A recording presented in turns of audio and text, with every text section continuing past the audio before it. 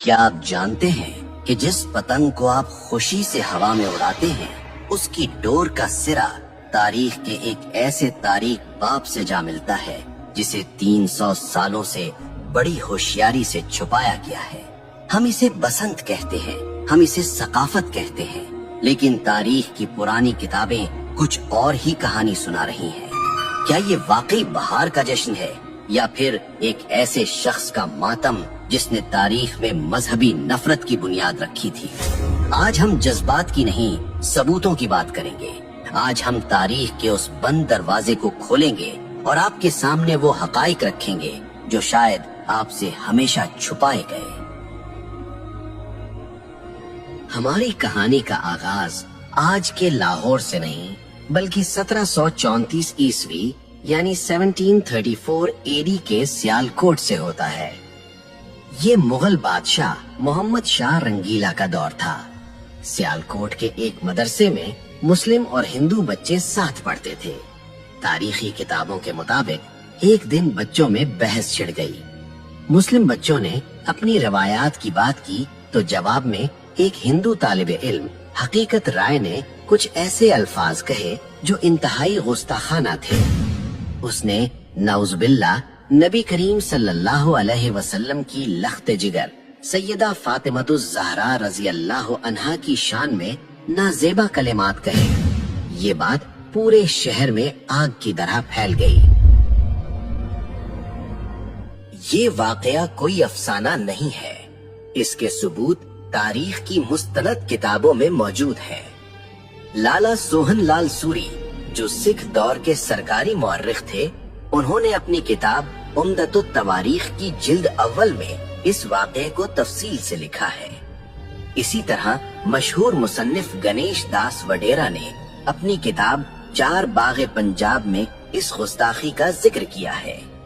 معاملہ حاکم لاہور زکریا خان کے پاس گیا۔ ہزاروں کا مجمع عدالت کے باہر موجود تھا۔ شہر کے قاضی نے فتویٰ دیا کہ اس جرم کی معافی صرف ایک صورت میں ہو سکتی ہے کہ حقیقت رائے اسلام قبول کر لے، لیکن اس نے انکار کر دیا۔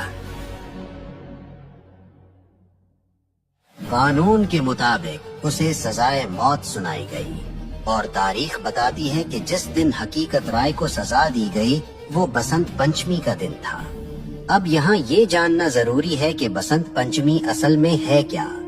ہندو تقویم کے مطابق یہ بہار کی آمد کا پہلا دن ہوتا ہے۔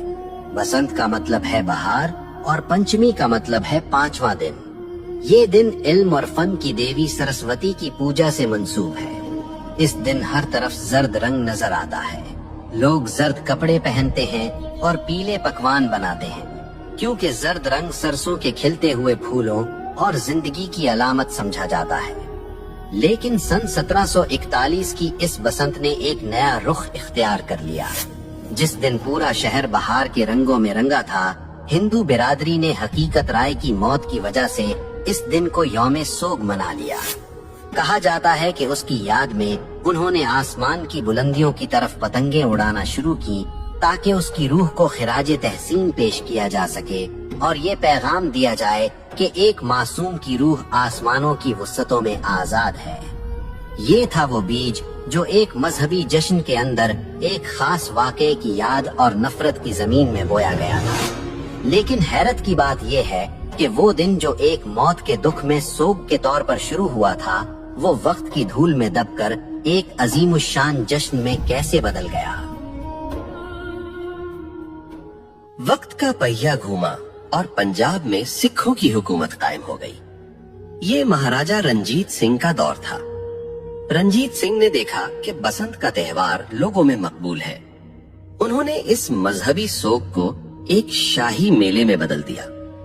تاریخی ریکارڈز بتاتے ہیں کہ مہاراجہ ہر سال اس تہوار پر لاکھوں روپے اس زمانے کے پتنگوں اور انعام و اکرام پر لٹا دیتے تھے۔ یہیں سے مسلمانوں نے بھی انجانے میں اسے محض ایک کلچرل ایونٹ سمجھ کر منانا شروع کر دیا۔ وہ بھول گئے کہ اس کی بنیاد کہاں رکھی گئی تھی۔ پھر 1849 میں انگریز برٹش راج آ گئے۔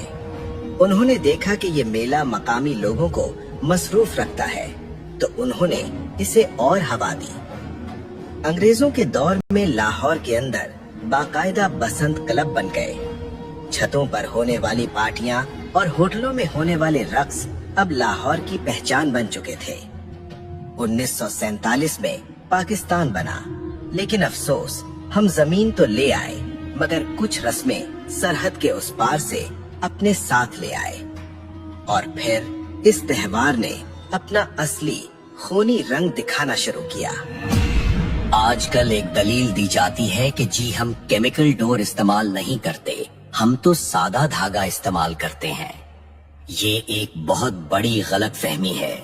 سائنس کہتی ہے کہ جب دھاگے پر کانچ اور کیمیکل لگ کر ہزاروں فٹ کی بلندی پر تنتا ہے اور ہوا کا دباؤ اس پر پڑتا ہے تو وہ تناؤ کی وجہ سے ایک آری جتنا تیز ہو جاتا ہے۔ جب وہ موٹر سائیکل پر جاتے ہوئے کسی انسان کے گلے سے ٹکراتا ہے تو وہ کیمیکل ہو یا نہ ہو وہ شہرک کاٹ دیتا ہے۔ یہ محض حادثہ نہیں ہوتا، یہ قتل ہے۔ آئیے جذباتی باتوں کو چھوڑ کر اعداد و شمار اسٹیٹسٹکس دیکھتے ہیں۔ پولیس ریکارڈ اور ہسپتالوں کے ڈیٹا کے مطابق صرف 2006 سے 2009 کے 3 خونی سالوں میں لاہور، فیصل آباد اور گجرانوالہ میں 119 افراد اس خونی کھیل کی نظر ہوئے۔ ان میں 40% سے زائد وہ معصوم بچے تھے جو پتنگ لوٹتے ہوئے چھت سے گرے یا سڑک پر گاڑی کے نیچے آ گئے۔ بھارت میں صورتحال اس سے بھی بدتر ہے۔ جانوروں کے حقوق کی تنظیم پیٹا کی رپورٹ کے مطابق ہر سال بسنت کے موسم میں ہزاروں پرندے آسمان میں تنی ہوئی ان ڈوروں سے کٹ کر مر جاتے ہیں۔ کیا کسی تہوار کی قیمت اتنی لاشیں ہو سکتی ہیں؟ صرف انسانی جانیں نہیں، یہ شوق ملک کی معیشت کو بھی اربوں کا نقصان پہنچاتا ہے۔ واپڈا کی سرکاری رپورٹس کے مطابق دھاتی ڈور گرنے سے ٹرانسفارمرز ٹرپ کر جاتے ہیں اور تاریں شارٹ سرکٹ ہو جاتی ہیں۔ ماضی میں ایک رات میں لاہور جیسے شہر کو کئی گھنٹے اندھیرے میں ڈوبا رہنا پڑا۔ کروڑوں روپے کی بجلی ضائع ہوتی ہے اور یہ بوجھ آخر کار عوام کی جیب پر ہی پڑتا ہے۔ کیا ہم چند گھنٹوں کی تفریح کے لیے اپنی ہی املاک کو آگ لگا رہے ہیں؟ پھر بات صرف پتنگ کی نہیں رہتی۔ بسنت کی رات، ہوائی فائرنگ اور بے حیائی کا جو بازار گرم ہوتا ہے، کیا وہ ہماری ثقافت ہے؟ ایک طرف دنیا بھر کے مسلمان غزہ اور فلسطین کے بچوں کے لیے رو رہے ہیں اور دوسری طرف ہم اپنی ہی گلیوں میں اپنی ہی خوشی کے لیے اپنے ہی لوگوں کا خون بہا رہے ہیں۔ کیا یہ بے حسی کی انتہا نہیں ہے؟ سوال یہ ہے کہ اگر بسنت نہیں تو پھر کیا؟ ہمارے پاس عیدین کی خوشیاں ہیں، ہمارے پاس کھیلوں کے میدان ہیں، PSL ہے، کرکٹ ہے، سیاحت ہے۔ ہم وہ قوم ہیں جس نے دنیا کو تہذیب سکھائی۔ ہمیں اپنی خوشی منانے کے لیے کسی ایسے تہوار کی ضرورت نہیں جس کی بنیاد میں نفرت ہو اور جس کے انجام میں موت ہو۔ آج فیصلہ آپ کے ہاتھ میں ہے۔ جب آپ بازار سے ڈور خریدیں تو ایک بار سوچ لیجئے گا، کہیں آپ کے پیسے کسی ماں کی گود اجاڑنے کے کام تو نہیں آ رہے۔ یہ پتنگ کی ڈور نہیں کٹ رہی، یہ ہماری اقدار کٹ رہی ہیں۔ تاریخ گواہ ہے کہ جو قومیں اپنی بنیاد بھول جاتی ہیں، وقت انہیں مٹا دیتا ہے۔